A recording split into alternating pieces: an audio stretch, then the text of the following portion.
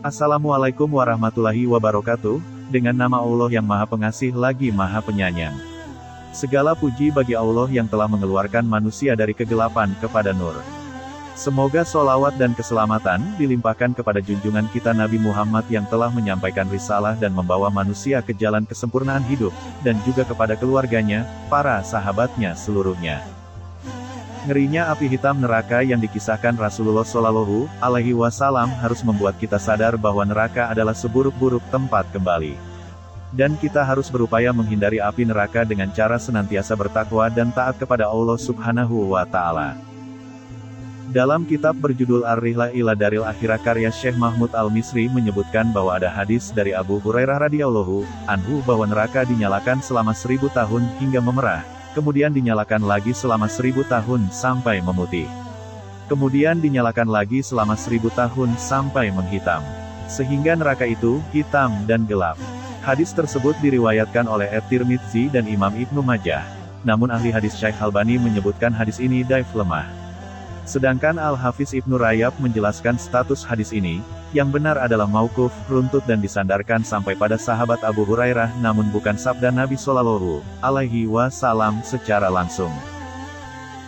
Rabi bin Anas, seorang ulama dari kalangan tabi'in menyikapi hadis tersebut dengan mengatakan bahwa sesungguhnya Allah Subhanahu wa Ta'ala menjadikan api dunia sebagai cahaya, sumber sinar, dan kenikmatan bagi penduduk bumi. Sementara api terbesar warnanya hitam gelap, seperti kuburan, kita berlindung kepada Allah Ta'ala darinya. Masih dari sahabat Abu Hurairah radhiyallahu anhu, ia berkata, apakah engkau melihat warna kemerah-merahan, seperti api kalian ini?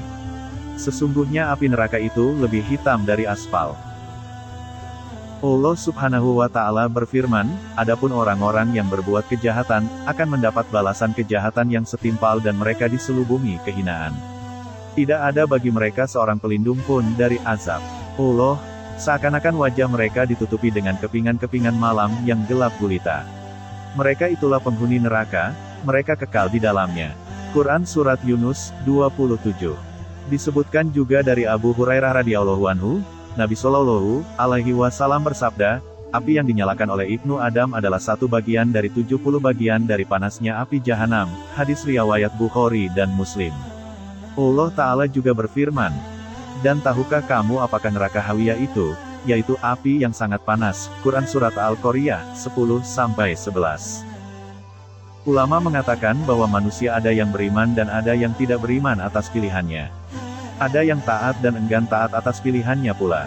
Semuanya nanti akan dihisab dan akan dibalas. Namun Allah Ta'ala sudah mengetahui pilihan kita, dan sudah mengetahui apa yang akan terjadi. Allah Subhanahu wa Ta'ala tidaklah memaksa untuk berbuat jelek atau memaksa untuk berbuat kufur.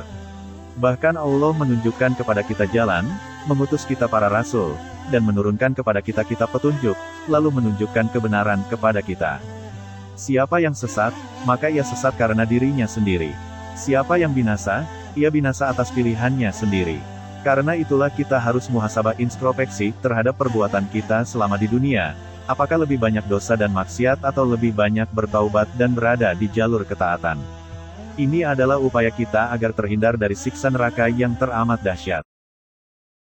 Allah Subhanahu wa Ta'ala berfirman, sesungguhnya kami telah menyediakan neraka bagi orang zalim, yang gejolaknya mengepung mereka.